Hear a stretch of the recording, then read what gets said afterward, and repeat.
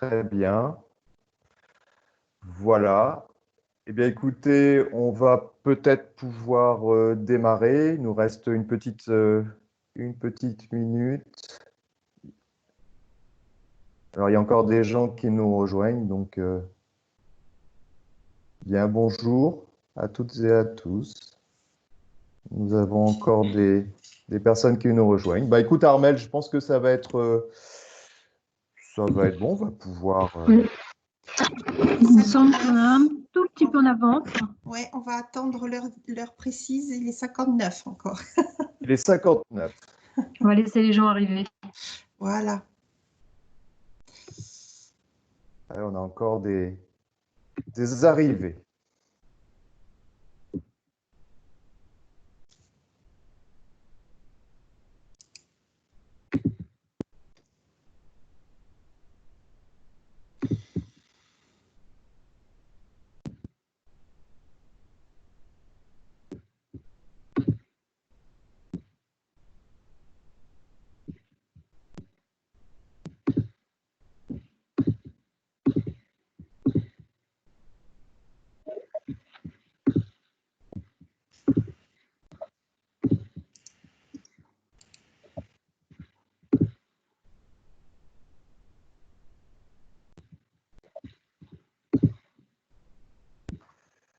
Voilà, nous accueillons encore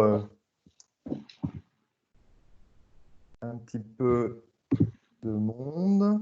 Donc, surtout, coupez bien vos micros. Hein, je vous remontre une fois, là, au niveau de vos petits micros. Ici, vos pictogrammes qui se situent en bas de votre écran. Donc, coupez bien votre micro et votre caméra pour assurer une bonne réception et puis un son correct et une image aussi correcte. Et vous disposez également du petit pictogramme qui permet de voir les conversations, les questions qui sont posées en temps réel dans le déroulement donc, de ce webinaire. Bien, il est 11h01, si je ne me trompe pas. Donc, nous allons peut-être pouvoir commencer. Tout à fait. Bien, bah, écoutez, ravi de vous accueillir dans ce webinaire pour vous accompagner aujourd'hui sur comment refaire classe. Nous sommes aussi là pour répondre à vos questions. Pour vous accompagner aujourd'hui, il y aura plusieurs intervenants. Nous avons d'abord deux psychologues qui sont avec nous du service psychologie de la DDEC, donc Catherine Vernier et Basile Olivier. Et puis, vous avez trois intervenants du service second degré. Donc, Philippe, que vous venez d'entendre, qui est notre référent orientation, mais aussi numérique à la DDEC, Philippe Renaud. Armelle Méard, qui est la coordinatrice pédagogique dans le service second degré. Aude Damon, qui est en charge de l'accompagnement professionnel des enseignants. Et puis moi-même, donc Valérie Jouette-Pastré, qui suis la responsable du service collège-lycée. Vous allez donc retrouver quelques collégiens la semaine prochaine. Ce retour n'est pas un retour à la normale, tout le monde en a bien conscience.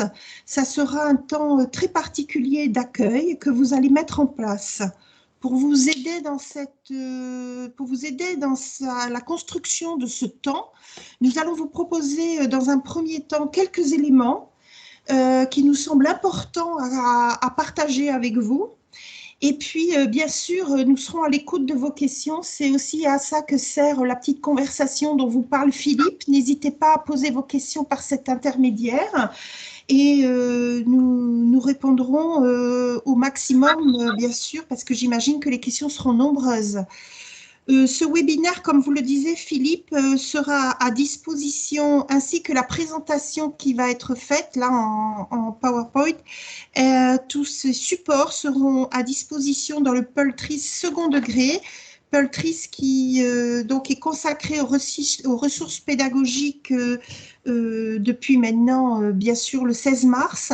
Ce Peltris est accessible par le site Enseignement catholique du Morbihan, Enseignement catholique 56. Voilà, donc je vais donner la parole à mes collègues pour qu'ils puissent débuter leur intervention. Donc je passe la parole à Basile. Oui, bonjour à tous. Alors, on m'a dit de couper la caméra parce que j'ai pas une très très bonne connexion. Donc voilà. Donc peut-être que je pourrai l'allumer au fur et à mesure de l'intervention. Donc, dans une première partie, effectivement, voilà, il ne s'agit pas d'un retour à la normale, hein. On est au sorti d'une période de confinement où beaucoup de nos rituels ont été bousculés, hein, s'agissant par exemple de la question du temps, s'agissant de la question de l'espace, peut-être aussi des relations sociales et familiales. Donc, quelque part, il a fallu, je dirais, s'adapter, hein, et toute adaptation demande une énergie psychologique quand même importante. Alors, à cette sortie du confinement, en fait, il y a une dimension déjà collective, hein, où nous avons tous subi en fait cette situation de confinement de manière collective, et puis une dimension individuelle où on fait avec nos propres outils, notre propre vécu, notre histoire personnelle aussi, hein, pour faire face à une situation nouvelle. Alors un point commun à tous, c'est que nous avons tous essayé de trouver nos propres ressources à l'intérieur, mais aussi à l'extérieur. Aujourd'hui, il faut se réadapter quand même à une situation quand même qui est aussi nouvelle. Alors cette reprise, elle est bien singulière dans le sens où les conditions sanitaires vont pouvoir se mettre en place. Il va peut-être falloir s'approprier, qu'on soit adulte ou jeune, des rituels peut-être différents, la question des masques, la question des gestes barrières, aussi la distanciation sociale, et puis des modalités d'enseignement qui vont peut-être s'adapter aux différents besoins, hein. Ce qui va sans doute donner une dimension peut-être d'incertitude, d'inconnu, hein. Tous les individus, voilà, face à une dimension d'inconnu, ramènent peut-être un petit peu d'insécurité, en fait, hein, et des émotions différentes. Donc, c'est cette dimension d'inconnu qui va mener peut-être à des sentiments ou des émotions qui sont fluctuantes et peut-être parfois contradictoires. Alors, les émotions, elles peuvent être de différentes natures. On peut ressentir de l'anxiété, on peut ressentir de l'angoisse ou encore de la colère, ou même de la frustration, hein, mais aussi de l'émotion liée à la joie, hein, je dirais. On a besoin de se retrouver aussi, hein, on a besoin peu à peu de retrouver des rituels finalement de la vie quotidienne. Mais en règle générale, ce qui est parfois difficile, c'est d'accepter en fait ces émotions et aussi de les accueillir, hein. Alors les émotions, quand elles sont différentes, elles parcourent le temps avec nous, hein. On peut effectivement passer par des états différents au cours du temps, mais c'est tout à fait normal de ressentir cela, hein. C'est aussi normal de ne pas forcément être sur la même ligne émotionnelle que ses collègues ou avec les élèves, hein. Alors l'entrée en cette nouvelle période, ça implique peut-être je dirais, une vigilance particulière envers soi-même, hein. Pour être disponible envers les autres, il faut déjà peut-être être vigilant envers soi, hein. Alors ça peut passer par déjà, je dirais, s'écouter, écouter nos émotions, écouter notre ressenti, ou encore écouter nos besoins. Et puis, pourquoi pas prendre son temps, hein, aller à son rythme. On aurait tendance, à chaque situation nouvelle, peut-être à se précipiter, à être un petit peu ambitieux, et puis à résister par rapport au temps, hein. Il faut plutôt faire alliance avec le temps plutôt que le temps soit un ennemi. Alors l'idée, c'est peut-être de trouver son rythme, hein, de trouver son propre équilibre et peut-être parler de sa vitesse en fait de croisière en fait, hein. L'idée générale, c'est bien de remettre l'appareil à penser en marche et en action, hein. Alors pour être vigilant avec soi et puis peut-être avec les autres, ça passe aussi par échanger, hein. Pas forcément échanger sur des temps formels, mais sur des temps informels ou sur des temps conviviaux, où là, on s'autorise un petit peu plus à s'exprimer. Il n'y a pas forcément je dirais, de caractère d'obligation, hein. On peut aussi s'appuyer sur le collectif, hein, qui est quand même, je dirais, une force dynamique. C'est vrai qu'on se sent moins seul avec le collectif. On peut aussi trouver d'autres ressources en l'autre, et puis partager ses propres ressources ou ses différentes idées. Et puis, il est toujours plus facile, je dirais, de penser ou de repenser les choses à plusieurs que seul. Alors, ce qui se vit pour nous en tant qu'adultes peut aussi se vivre chez les jeunes. La grande majorité, de toute façon, des adolescents, des élèves, vont être heureux de se retrouver. Ils vont être heureux de se retrouver ensemble, mais aussi de vous retrouver, vous, en tant que professeur. Pour certains, ils auront vraiment une posture, je dirais, d'ouverture sur le monde extérieur suite à cette situation. Alors, l'adolescent, par nature, vous savez très bien, voilà, ils ont des émotions diverses et variées, d'intensité variable. C'est pas pour rien que lorsque l'on parle d'adolescent, on évoque cette idée de force fragile, avec des ressources, mais aussi avec des fragilités. Alors, les émotions, elles sont d'intensité variable dans le sens où ça dépend des tempéraments, des caractères, des différentes personnalités aussi. Et puis, ça dépend aussi de leur vécu, de leur histoire personnelle. Et puis, je dirais de l'intensité de leurs ressources ou de leur fragilité, là où ils en sont au moment présent. Alors, cela dépend, comme pour nous, adultes, en fait, de la façon dont ils vont accueillir les différentes émotions. La situation actuelle, effectivement, elle fait qu'il y a tout un panel d'émotions qui peuvent se manifester. Alors, ce panel-là, ça peut être effectivement de la tristesse. N'oublions pas que certains élèves ont pu perdre un proche dans cette situation de confinement. Donc, il y a peut-être des familles, justement, en deuil. Ça peut amener aussi peut-être un sentiment de frustration où des événements familiaux ou amicaux ont pu être annulés ou différés. La crainte aussi peut-être d'être contaminé. Effectivement, c'est assez conflictuel dans la tête de tous de vouloir se retrouver, mais en même temps avoir cette possibilité ou ce sentiment d'être néfaste pour l'autre ou que l'autre est néfaste pour moi.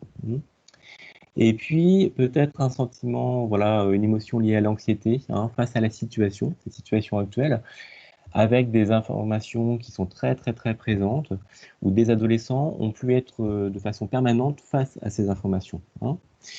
Mais j'insiste là-dessus, il y a aussi cette dimension de joie, où la plupart des élèves de toute façon vont être heureux de se retrouver.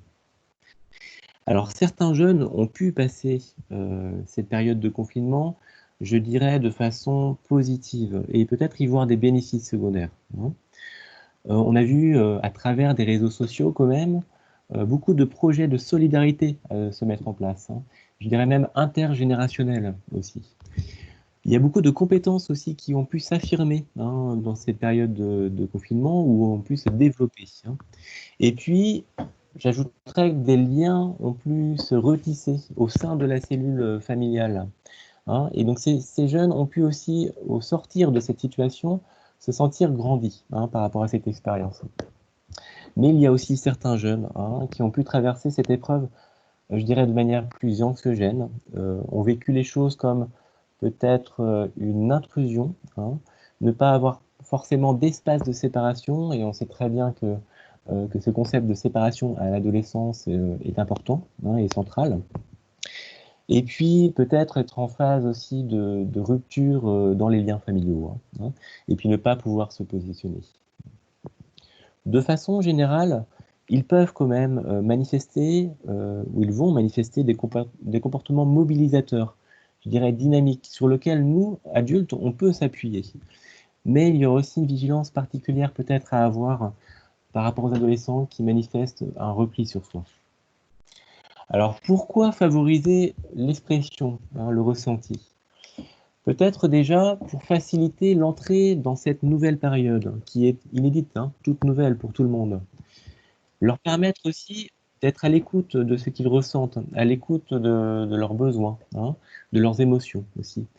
D'identifier leurs émotions et peut-être, s'ils s'en sentent libres, de les verbaliser. Et puis de se rejoindre avec vous, adultes, et puis avec leur père. Peut-être aussi se réengager finalement aussi en tant qu'élève. Alors pas qu'en tant qu'élève apprenant, pas forcément de suite, mais en tout cas en tant qu'élève de façon globale, c'est-à-dire dans la socialisation aussi. Et puis donner du sens à ce retour dans l'établissement et dans cette nouvelle période, à travers peut-être des projets communs par exemple. Et puis retisser évidemment les liens. Les adolescents ont souvent ce besoin que les adultes soient témoins avec eux de ce qu'il se passe, que les adultes constatent avec eux ce qu'ils éprouvent.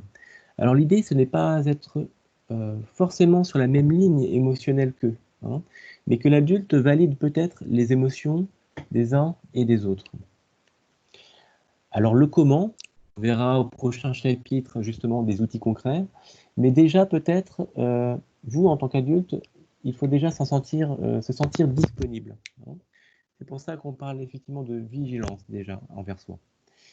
Voir aussi peut-être les choses dans le temps. Beaucoup de jeunes ne vont pas forcément s'exprimer de suite. Les jeunes vont aussi pouvoir s'exprimer par la suite, demain, après-demain, des semaines à venir. Et voir les choses peut-être comme, je dirais, un sas qui permet la libre expression, sans jugement, et puis en respectant quand même cette confidentialité des échanges. Alors l'idée, c'est peut-être aussi de s'appuyer en binôme, on le verra après, mais c'est une idée quand même intéressante. Il n'y a pas de réussite ou non de ce temps de ou ce temps d'expression. L'idée, c'est peut-être de bien s'appuyer sur les différentes ressources, sur la créativité aussi. Beaucoup de jeunes ont ce sens de la créativité. Basile, Oui, pourrais-tu, s'il te plaît, expliciter ce que tu veux dire par valider les émotions? C'est les entendre? tout à fait. C'est d'une part les entendre, que chacun des jeunes se sente libre de s'exprimer. Quand je parle de la même ligne émotionnelle entre adulte et jeune, l'idée c'est de ne pas ressentir avec le jeune la même émotion, mais par contre c'est de dire aux jeunes, de signifier aux jeunes que ce qu'il ressent, c'est tout à fait normal. Est-ce que ça va, Armel? Je pense. D'accord, ça va. Merci. De rien. En axe 3, alors on va voir plus tard des outils concrets, mais la plupart des jeunes vont effectivement se réadapter à une vie scolaire qui va être effectivement quand même différente.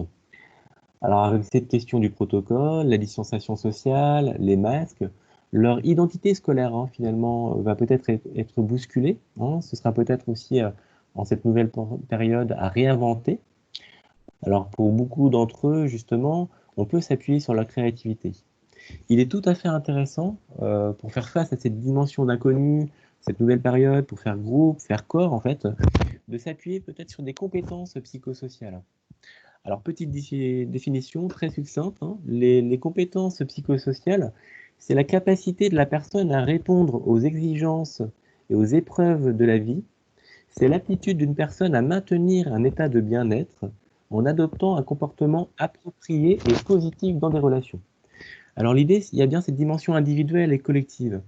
Alors dimension individuelle, donc pour prendre en compte chacun de nos besoins, s'exprimer sur l'identification des émotions, sur le fait de se sentir libre de s'exprimer sur ses émotions, et puis collective à travers des projets communs et penser à plusieurs, dans un esprit peut-être créatif aussi, où il y a une autorisation à s'exprimer et peut-être un lâcher-prise, dans la mesure du possible.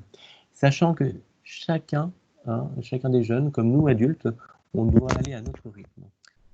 Alors Armel, je te laisse peut-être la main pour parler des outils concrets. Merci. Philippe, si tu peux passer à la diapo suivante, s'il te plaît. Bonjour à tous ceux qui se sont connectés. Je rappelle au passage que le diaporama et le webinaire seront mis à votre disposition. Donc les outils qu'on vous propose, ce sont des outils qu'on peut imaginer utiliser sur une rentrée classique, entre guillemets. C'est vrai qu'on se dit que cette reprise, elle sonne un peu comme une rentrée, presque comme une rentrée avec des sixièmes qui redécouvrent leur lieu et qui redécouvrent le temps.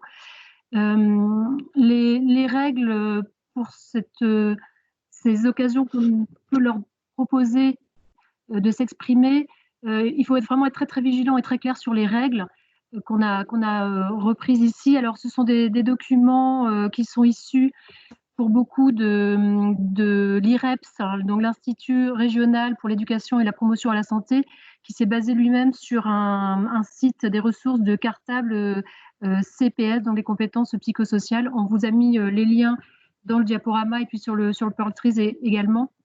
Donc la règle de non-jugement, la règle d'écoute, la règle du droit au joker aussi, c'est-à-dire que comme disait Basile tout à l'heure, certains jeunes n'auront pas forcément envie de s'exprimer et ils ont le droit, ça peut être décalé ou dans un autre contexte. La règle de confidentialité, de respect de soi, voilà, ces règles-là, elles sont importantes à poser dès le départ quand vous démarrez une activité pour favoriser l'expression. Alors, quelques outils. Donc, le premier outil qu'on vous propose, c'est le mur d'expression. Donc, le mur d'expression, c'est permettre aux élèves d'exprimer une idée, une envie, une question. Voilà, ça va être à vous de déterminer ce que vous proposerez comme écriture. L'avantage du mur d'expression, c'est que chacun prend un temps individuel pour réfléchir à ce qu'il doit dire. Ça part un peu moins dans tous les sens que de l'oral, et puis ça permet à chacun de s'exprimer, s'il le souhaite évidemment. Alors que quand on est sur une participation orale, on sait bien que parfois la parole est moins équilibrée. Ensuite, le mur d'expression est laissé à la lecture et ça peut permettre à tout le monde de réagir, de s'exprimer, peut-être d'approfondir des questions ou des points qui sont soulevés. Deuxième outil possible, c'est la méthode des blasons. Donc un blason, alors là, il y a déjà des questions qui sont posées, mais vous pouvez tout à fait imaginer un blason vierge et puis y mettre, vous, les questions que vous souhaitez, hein, mais que ça a une notion aussi à chaque fois d'individuel et de collectif, c'est-à-dire que le blason, c'est chacun qui va le faire pour soi, mais ça va permettre de créer un collectif dans la classe. On a vu passer des idées aussi de blasons plutôt sous forme de maison, un peu comme dans Harry Potter, ça peut être aussi une piste. Donc ici, une phrase pour expliquer ce que cette période du confinement a été pour moi, des points positifs que j'ai apprises, des points négatifs ou des émotions ou des choses qui m'ont manqué, un moment agréable, un moment désagréable. Et puis le plus important pour moi, pour finir ensemble cette année scolaire, c'est le blason, on le fait souvent plutôt en début d'année pour se donner une espèce de devise pour l'année à venir. Donc là, c'est vraiment l'occasion pour cette période particulière de recréer un espace groupe. Voilà. Et on vous a mis sur le diaporama en lien d'autres questions que vous pourrez glisser dans le blason. Troisième outil que vous pouvez proposer, c'est le récit ou l'interview. Le récit, alors, ça peut être tout simplement si c'était à refaire. Donc, si c'était à refaire, si le confinement était à refaire, je ferais, je ne ferais pas. Ça peut être une interview. Alors, ça peut être aussi fait. Tous les outils qu'on vous présente là, ils sont prévus pour la reprise avec les élèves en présentiel, mais on peut tout à fait imaginer que les élèves qui sont restés à la maison par choix ou pas puissent participer d'une manière ou d'une autre à ces outils. Et peut-être l'interview, ça peut être un exemple, c'est-à-dire un élève en présence qui puisse interviewer un élève à distance. Quelques cartes pour donner des idées qui peuvent lancer ce récit. On est un peu sur les mêmes questions que tout à l'heure, hein, mais qui vont un peu plus dans le détail, dans la précision de ce qui s'est passé pendant ces temps de confinement. Quatrième outil possible, c'est le portrait chinois. Alors, le portrait chinois, il est déclinable à l'infini. Sur le diaporama, on vous a partagé 2 exemples sur la diapo suivante. Donc, portrait chinois, si le confinement était, voilà, une couleur, un personnage de fiction, un jeu. Alors, c'est un côté ludique qui plaît beaucoup. Et puis, ça permet, on peut imaginer aussi de faire un mur d'expression après avec les portraits chinois. Alors ça, ce sont des outils à faire plutôt au moment du retour.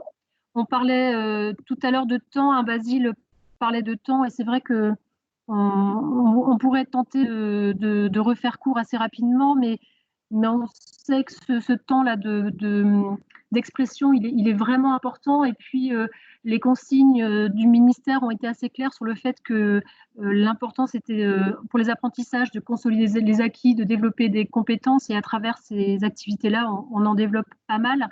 Et puis que le programme n'est pas la priorité, hein. Donc, ne pas être trop ambitieux, certainement, hein, sur cette semaine de reprise. Savoir que les choses vont se passer d'une certaine façon cette semaine et qu'il faudra sans doute réajuster aussi pour la semaine d'après. Mais cette notion de prendre le temps, nous, en tant qu'enseignants, et puis nous, avec les élèves et les élèves entre eux, ça paraît important. Et ces outils-là, ils peuvent aussi être développés à plus long terme. Et Aude va vous présenter des outils qui se marient peut-être plus sur le long terme. Bonjour, je veux bien, Philippe, que tu bascules sur la diapo suivante, s'il te plaît. Donc, c'est vrai, hein, on se dit bien qu'il va y avoir des choses qui vont se jouer là durant cette reprise et qu'il va nous falloir du temps. Du temps pour accueillir et du temps aussi pour permettre à l'élève peut-être de retrouver du sens, retrouver une place qui est forcément différente de celle qu'il pouvait avoir avant. Donc l'idée, ce serait peut-être, en fonction des projets d'équipe, de penser des temps où l'élève pourra participer, soit de façon individuelle, soit de façon collective, et d'avoir des lieux d'échange, des lieux de partage, peut-être en alternance, avec des temps où il sera peut-être plus sur du disciplinaire. Alors, on vous a proposé ici plusieurs ateliers. Ça peut être un atelier création artistique. Ça peut être également un atelier trucs et astuces pour bien vivre le déconfinement ou pour continuer à travailler seul à la maison. Ça peut être leur donner la parole sur les lectures, le ciné, sous forme un petit peu d'interview, des coups de cœur. Ce qui est intéressant dans toutes les idées qu'on a imaginées, c'est que l'élève va pouvoir s'approprier un de ces projets à la fois à l'école, mais il peut aussi le faire en binôme avec un camarade en distanciel. Et c'est aussi quelque chose qui pourrait être inventé. Comment nouer le lien, comment permettre aux élèves de garder ce lien entre ceux qui seront à la maison et ceux qui seront à l'école. On pourra également s'appuyer sur les propositions faites par nos animateurs et animatrices en pastorale, notamment peut-être par le partage d'intentions de prière, un temps de méditation. Je sais qu'il y a des choses qui sont proposées également. On pourra peut-être aussi, pourquoi pas, on parlait de solidarité et de créativité. Certains ont mené des actions et donc les amener à réfléchir, à témoigner et à inviter d'autres à rejoindre leur démarche. L'idée, c'est aussi de proposer ces activités en faisant attention à nous. C'est-à-dire que peut-être qu'il y a des choses là dans les idées qu'on a mises dans ce diaporama qui font écho et que vous dites tiens, pourquoi pas. Et c'est aussi ça, cette reprise, c'est de se dire tiens, je peux peut-être aussi proposer en fonction de mes besoins, en fonction de mes qualités, de vivre autrement cette rencontre avec les élèves à d'autres moments aussi dans la semaine. Et puis, autre chose aussi qu'on a mis en vert, là, le travailler en binôme, élève avec un élève et aussi adulte avec adulte. Quand on est à deux, on peut aller plus loin, bien évidemment, et puis s'appuyer les uns sur les autres. Donc, vous avez également un lien où vous pourrez également retrouver plein d'idées, plein d'autres idées pour varier les plaisirs, si on peut dire ainsi, varier les possibles avec les jeunes. Je veux bien que tu passes, Philippe, à la diapo suivante, s'il te plaît. Voilà. Tout à l'heure, Basile, tu nous as rappelé l'importance aussi de permettre à l'élève de retrouver sa place d'élève. Toutes les activités qu'on a pu vous présenter en amont sont des activités qui vont renforcer le lien social, hein, C'est quelque chose qui est important. Et on peut aussi profiter de ce temps d'accueil, de ce temps de reprise pour interpeller l'élève sur la façon qu'il a eu de s'approprier finalement aussi tous les apprentissages qu'il a pu vivre pendant cette période de confinement. On peut lui demander ce qu'il a aimé faire à la maison, comment est-ce qu'il a aimé apprendre, si il a travaillé avec ses frères, avec un adulte, avec les copains en ligne. Et puis, ça peut être aussi qu'est-ce qu'il a découvert sur lui, et qu'il ignorait, ce qu'il a aimé. Et puis, toujours dans cette idée de reprise, s'interroger et l'interroger sur qu'est-ce que tu aimerais finalement retrouver dans cette façon de travailler que tu as peut-être découverte sur toi-même. Est-ce que tu as envie de continuer, ou est-ce que aussi il y a des choses que tu aimais bien faire avant qui te rassuraient et que tu as envie de retrouver. Et cet échange, ce dialogue finalement va aider l'élève à retrouver du sens, à retrouver sa place d'élève apprenant. Et notre posture à travers les questions, ça va être de l'accompagner. J'insiste un petit peu, mais accompagner, ça va être lui laisser le temps de se poser ces questions, de trouver des réponses, peut-être pas tout de suite, peut-être pas immédiates, et d'être à côté de lui. Et ces questionnements-là, on vous l'a mis dans la petite bulle, ça peut être des questions qui peuvent être aussi, pourquoi pas, à soulever lorsque vous allez être avec lui en classe.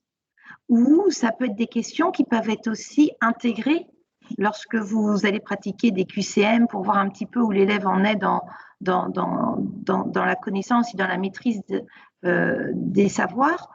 Vous pouvez très bien, après, faire un bilan sur ce que tu as appris et puis lui poser 2-3 questions.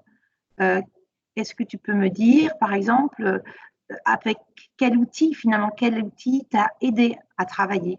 Et en fait, c'est l'accompagner quelque part, et il va devenir aussi un petit peu acteur dans sa façon d'apprendre. Voilà, un petit peu l'idée qu'il y a derrière ces questions. Et puis, évidemment, comme Basile nous l'a signalé tout à l'heure, ça va demander une grande écoute. L'accompagnement, ce n'est pas être dans le conseil.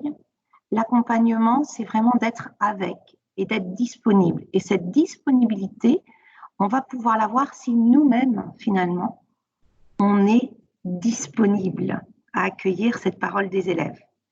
Du coup, ça va être la deuxième piste de réflexion que vous allez pouvoir tranquillement, avec le temps, en équipe ou individuellement, vous approprier. Je veux bien, Philippe, que tu bascules sur la diapo suivante, s'il te plaît.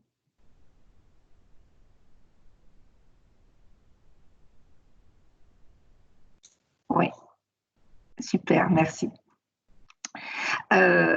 L'importance, je pense, et l'humilité d'accueillir ce qu'on a ressenti pendant ce temps, et aussi toutes les questions qu'on a pu être amené peut-être à se poser quand on était seul à la maison, derrière notre ordinateur ou avec tous les documents et tous les livres, quand il a fallu qu'on pense le travail. Ça a forcément, je pense, bousculé. Certains ont peut-être pu échanger avec leurs collègues, d'autres échanger avec des amis, avec des membres de la famille, pour essayer de donner du sens finalement à ce qu'on était en train de faire. Et ces questions-là, il peut être intéressant de les prendre aussi dans ce temps de relecture, dans ce temps de reprise. Ça peut être avec des collègues avec qui on est assez à l'aise, ça peut être aussi individuellement, ou être accompagné avec une tierce personne, de façon à se laisser le temps de la reprise. Qu'est-ce que j'ai envie quels sont mes besoins, qu'est-ce qui me ferait plaisir de retrouver avec mes élèves. Et d'avoir cette idée-là en tête, c'est permettre aussi peut-être à l'équipe d'ouvrir des champs, les champs des possibles. On parle qu'il faut réinventer le monde, peut-être réinventer l'école, rester modeste, mais se donner la possibilité de peut-être faire autrement et de se donner en fait l'autorisation tranquillement de cheminer aussi dans notre réflexion de professionnels. Voilà un petit peu ce qui pouvait aussi être apporté pour penser ensemble et en équipe la reprise et les retrouvailles entre collègues. Voilà. Du coup, je vais redonner la parole à Basile. Oui, merci Aude. Alors, dans cet esprit justement de faire sens et puis de refaire groupe, voilà, merci Philippe pour la diapo. Il y a cette idée quand même de temps qui est très très centrale, je dirais, dans la situation actuelle. Avec cette flèche-là, on peut voir finalement quelque part un avant, un pendant et puis un après. Hein. C'est-à-dire que nous sommes actuellement dans une période où on doit se réadapter, on a peut-être certaines craintes ou parfois des peurs. Hein. Et puis c'est parfois difficile de se projeter, en tout cas à moyen et à long terme. Hein. On est plutôt là dans du court terme, donc plutôt dans le présent. Hein. Donc il y a une certaine forme d'inconnu et d'inédit. C'est pour ça que c'est faciliter l'expression voilà, lors de temps formels ou informels pour échanger. Ça me paraît central, et puis d'aller à son rythme, hein, on l'a redit plusieurs fois, et puis d'être une vigilance particulière par rapport à soi et aux autres. Hein. Et puis vraiment s'appuyer sur nos ressources en se faisant confiance, et puis en faisant confiance aussi aux jeunes qu'on va retrouver. Hein. Et puis voilà, l'idée c'est de petit à petit, à son rythme, se sécuriser peu à peu, puis retrouver une place, être acteur, hein, ça a été nommé, c'est très important. Et puis retrouver voilà, une certaine confiance en nous et puis aux autres aussi. Hein. Alors je veux bien Philippe que tu passes à l'autre diapo, s'il te plaît.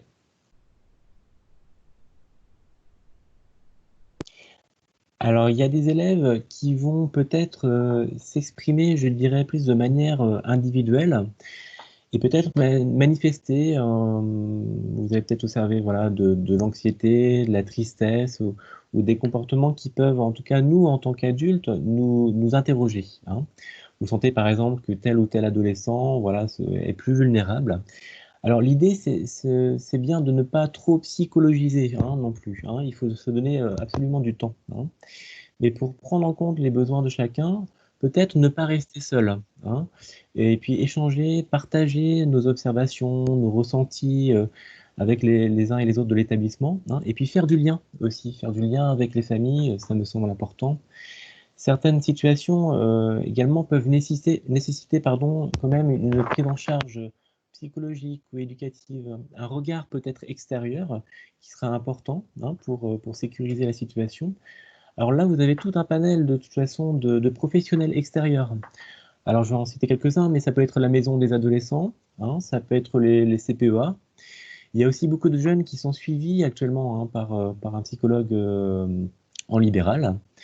Et puis, il y a d'autres appuis. Alors nous, en tant que psychologue de la DDEC, de façon quotidienne, nous, on intervenait en fait au niveau des permanences d'écoute hein, dans les collèges. Aujourd'hui, depuis le début de la situation de confinement, on a adapté en fait ces permanences-là en permanences d'écoute téléphonique qui sont ouvertes aux familles, aux jeunes et puis aussi aux enseignants. Alors cette permanence téléphonique, elle se fait aussi de manière, je dirais, anonyme, d'accord ? L'idée, c'est bien quand même d'accompagner les accompagnants, hein, sachant que vous êtes en prise quand même directe avec soit les enfants, soit les adolescents. L'idée, c'est de vous accompagner aussi hein, dans la mesure du possible. Donc des temps aussi d'analyse de situation, des situations qui peuvent vous interroger. On peut aussi accompagner ces situations-là, mais à distance. Alors peut-être que Aude, tu peux faire un lien par rapport à ça ? Alors c'est vrai que je peux aussi être contactée si vous avez envie aussi d'être accompagné à titre individuel. Ça fait aussi partie de mes missions, comme l'a présenté Valérie en début du webinaire. Donc, avec l'adresse là que vous retrouverez, c'est aude.damon@enseignementcatholique.bzh. Voilà.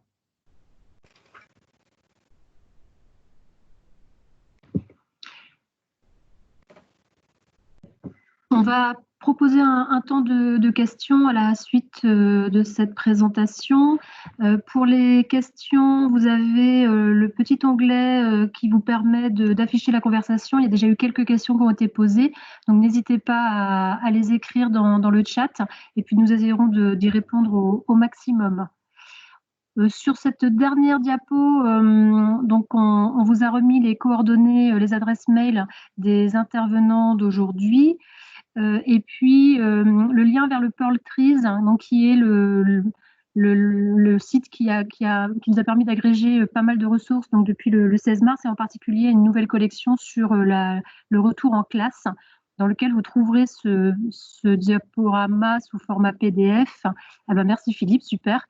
Et puis, on y mettra également, mais un peu plus à la racine, donc en remontant sur la flèche, là, on y mettra le webinaire filmé au même endroit que les autres webinaires qui ont été faits précédemment et filmés précédemment sur les outils numériques. Je vais remettre le lien dans le chat et puis on vous propose également un petit questionnaire qui nous permet de mieux vous accompagner sur les animations à venir, en particulier sur les relations aux élèves, sur la partie psychologique, mais pas que. Il y a une zone du questionnaire où vous pouvez proposer des thèmes qu'il vous plairait de voir proposer l'année prochaine.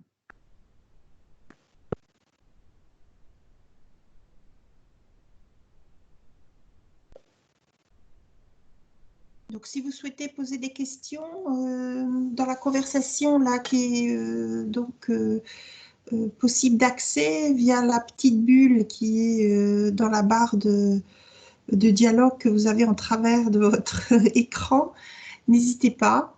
Voilà, Basile et Catherine, les psychologues de la DDEC, sont à votre disposition. Alors, première question, c'est comment aider les élèves qui vont mal mais qui ne reviendront pas au collège?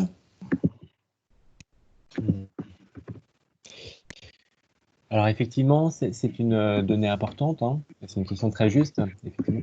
Il y a du lien, je crois, qui peut être fait à travers la continuité pédagogique, mais aussi, je prends l'exemple voilà, de la permanence téléphonique, nous avons quand même beaucoup d'appels de familles, hein, que ce soit des mères ou des pères qui appellent pour l'enfant, leur adolescent qui ne va pas forcément bien, hein. Il y a beaucoup de permanences téléphoniques aujourd'hui qui existent aussi au niveau national, hein. Donc beaucoup de familles font ce geste, font cet acte d'appeler, hein, quand même, lorsque la situation devient peut-être trop anxiogène, hein. Maintenant, effectivement, c'est la question du lien, hein, la question du lien. Peut-être que plusieurs d'entre vous, vous avez pu joindre les familles par téléphone lorsque vous étiez inquiets, hein, je ne sais pas, mais ça peut être possible, effectivement. Après, les familles peuvent appeler aussi directement peut-être le collège aussi, hein. Mais en tout cas, il y a quand même, je dirais, des facteurs de protection là, qui sont mis en place au niveau national par l'intermédiaire des permanences téléphoniques à tous les niveaux, hein. Peut-être que Catherine, tu veux ajouter quelque chose?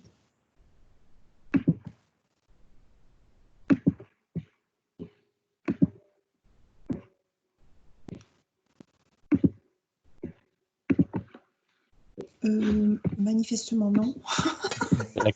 Pardon, On va continuer. Bonjour à tous. Non, je n'ai rien à rajouter. Pardon.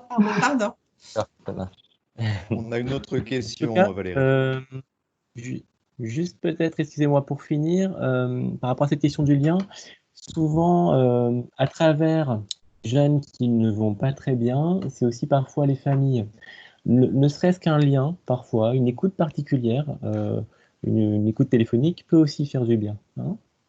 Ça nous est arrivé dans certains appels aussi d'avoir le jeune par téléphone. Donc il y a toujours cette possibilité par l'intermédiaire des différentes permanences qui existent au niveau national, que les jeunes puissent s'exprimer aussi par téléphone. Voilà. Autre question, peut-on autoriser les grands élèves, Ulysse Collège ou lycée par exemple, qui ne souhaitent pas revenir à l'école, à aller en stage? Alors ça, c'est une question particulière auquel on a répondu au chef d'établissement. Peut-être pouvez-vous vous tourner votre chef d'établissement pour qu'il puisse vous renseigner sur la question, parce qu'ils ont eu des informations via le ministère sur ces stages en entreprise, en milieu professionnel. L'important n'est-il pas aussi de mettre de la joie dans cette situation compliquée? Tout à fait. Exactement, c'est très juste aussi. Alors, on l'a souligné, peut-être pas assez tout à l'heure, mais effectivement, beaucoup d'entre eux vont de toute façon être joyeux. Il y a une véritable motivation, une envie à retrouver la dimension sociale. Et effectivement, s'appuyer sur les ressources, comme on l'a dit précédemment, c'est aussi s'appuyer sur ces émotions, je dirais, positives quelque part. Et puis, effectivement, s'appuyer sur ce moment où on se retrouve. Exactement. Ouais. Et puis, il y a des élèves qui vont être peut-être dans une posture très, très ouverte et peut-être un peu comme voilà, sous forme de tutorat, qui vont pouvoir prendre un petit peu, qui vont pouvoir, disons, contaminer de façon positive d'autres élèves. À la fois, alors ça peut être très positif, mais aussi il y a peut-être certains élèves qui ont beaucoup de fragilité, qui vont peut-être contaminer de façon plus, je dirais, plus négative quelque part. Mais en tout cas, il faut s'appuyer sur cette dimension très positive et de joie. Tout à fait. Une autre question, peut-être plutôt Armelle et Aude, ou Basile aussi, ce retour avec cet échange sur le portrait chinois, c'est-à-dire le temps consacré là à l'accueil des élèves et à cette sorte de prise de parole, est-ce qu'il se fait sur une séance avec chacune de nos classes? Est-ce que dans le temps il est limité? Est-ce qu'il se fait évidemment pas avec chaque enseignant, mais comment on s'organise pour le faire? Et puis, est-ce qu'il peut se faire en partie en langue étrangère? Je peux commencer à répondre et puis Aude, tu compléteras peut-être. C'est vrai que les premiers outils qu'on a proposés se veulent plutôt sur le temps du retour et donc plutôt sur 1 ou 2 séances au démarrage, mais rien n'empêche absolument de le faire sur du plus long terme en réinventant les questions et en réinventant les façons de le présenter. Oui, en langue étrangère, tout à fait. Enfin, ce qu'on disait tout à l'heure, c'est vraiment l'occasion de développer toutes les compétences. Donc, ça me paraît même une excellente idée de le faire en langue étrangère dans la mesure où chacun peut rentrer dedans. C'est une belle occasion de croiser et le retour et de se remettre un peu dans le bain. Par exemple, tu présentais le mur d'expression, Armelle. Oui. Par exemple, la mur d'expression, c'est quelque chose qu'on peut laisser 15 jours au fond Oui. d'une classe, dans un endroit particulier, ce qui fait que les élèves peuvent y retourner régulièrement à leur rythme, s'arrêter, lire ce que les collègues ont écrit.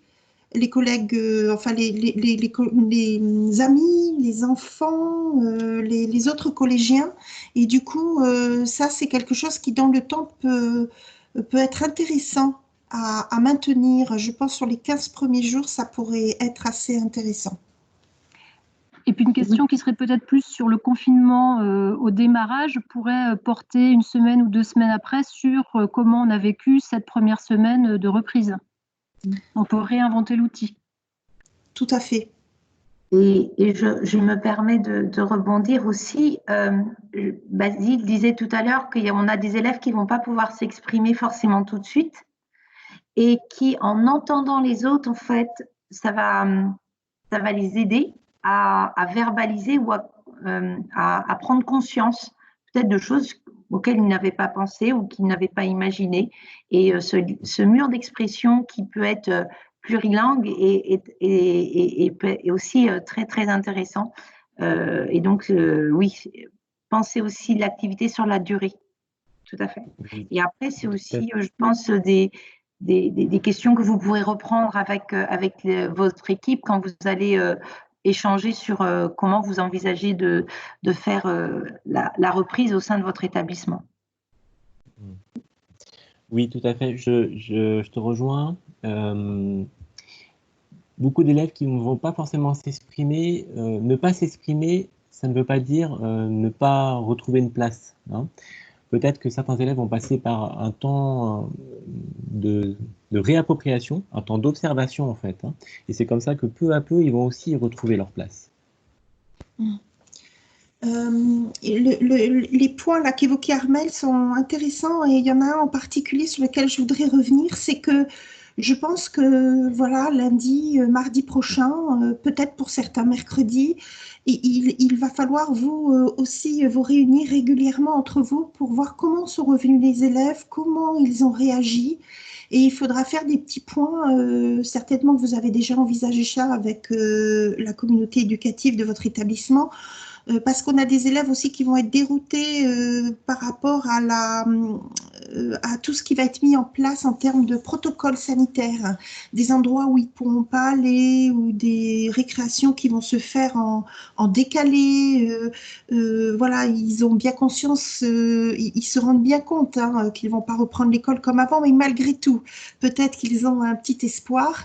Et de fait, ça, pour certains, ça va peut-être être très dur et il va y avoir peut-être des réactions sur les 2 premiers jours, même peut-être un peu de rejet, en se disant, maman, si c'est ça l'école, voilà, et peut-être il faudra être attentif à ces réactions pour pouvoir les accompagner dans l'acceptation et qu'ils puissent continuer à venir à l'école, ça c'est important. Et Valérie, je me permets pour continuer aussi dans ton sens, le fait de proposer aux élèves de ce qu'ils ont peut-être aussi envie de faire, ça va permettre à certains élèves de retrouver du sens, de retrouver le goût, de revenir à l'école. Je pense peut-être aussi, enfin voilà, je suis enseignante moi aussi et j'ai bien vu que j'avais des élèves qui ont décroché au fur et à mesure des semaines. Et je me dis que ces élèves-là, comment les inviter, comment renouer un lien, comment est-ce qu'ils peuvent aussi peut-être changer leur regard sur l'école. Ça peut être aussi un axe, une piste, une question qu'on peut se partager. Et donc, favoriser cet accueil-là et en toute bienveillance, ça peut être aussi intéressant. Voilà. Est-ce qu'il y a d'autres questions?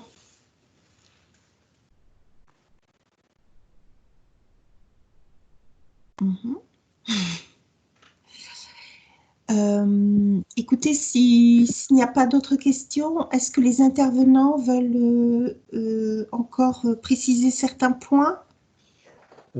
Peut-être une dernière chose,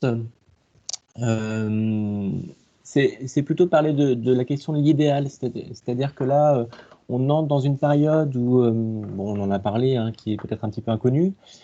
On a tendance parfois, souvent, à refaire le match plusieurs fois dans sa tête, hein, c'est-à-dire on va essayer de faire comme ceci, on pense que ça va être comme cela.